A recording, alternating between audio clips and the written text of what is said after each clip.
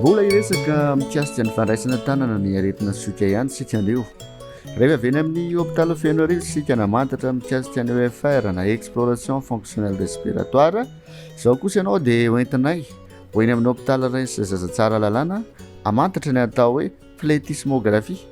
Raha ohariny resadresaka ny fanaovana tamin'ny docteur Andrianina Ranivson, pédiatre, chef de service pédiatrie générale.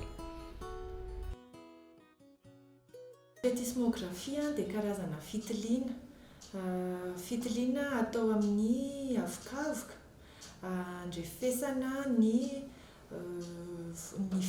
mijerena ny fomba fiasan'ny avokavoka na olona anankiray na zaza anankiray, jerena hoe firy ny rivotra tafiditra, firy ny rivotra mivoaka, firy ny rivotra tafajanao, ary jerena ihany koa ny amafy na ny pression amin'ny famohanany izay rivotra izay.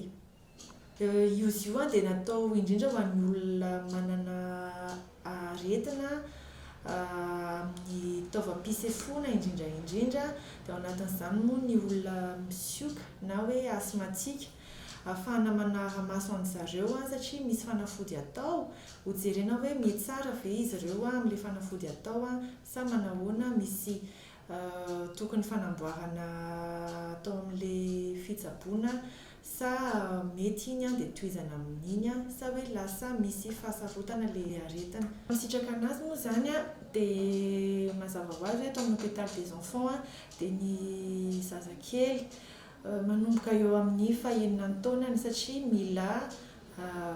mila manaraka tsara an'ilay toromarika ataon'ilay teknisiana mampanao an'ilay plétismographie.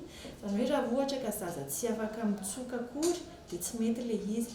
Fa etsy andaniny misy koa tsy voatery ny zaza ihany fa na ny olon-dehibe dia afaka atao an'io ihany koa ary afaka manao anazy ety amin'ny hôpital des enfants.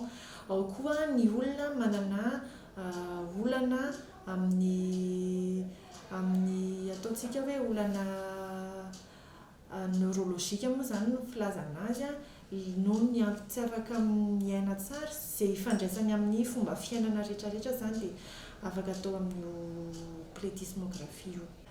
Ny sarany raha ny eto amin'ny hôpital des enfants eto Tsaralalàna dia 5,000 sy 3 alina ariary no manao anazy. Ny fitiliana io dia eo amin'ny 10 minitra hatramin'ny raha ela indrindra dia 30 minitra. Plétismographie aloha hatreto raha ny fahafantaranay anazy dia eto Tsaralalàna aloha no misy raha eto Madagasikara, dia manentana ny olona zany indrindra ireo olona manana fahaseporana eritreretina hoe vokatry ny taovam-pisefona, hanao an'io fitiliana io ahafahana tena mametraka tokoa hoe sao sanatria olo io ka voan'ny misioka na asthme na tsia.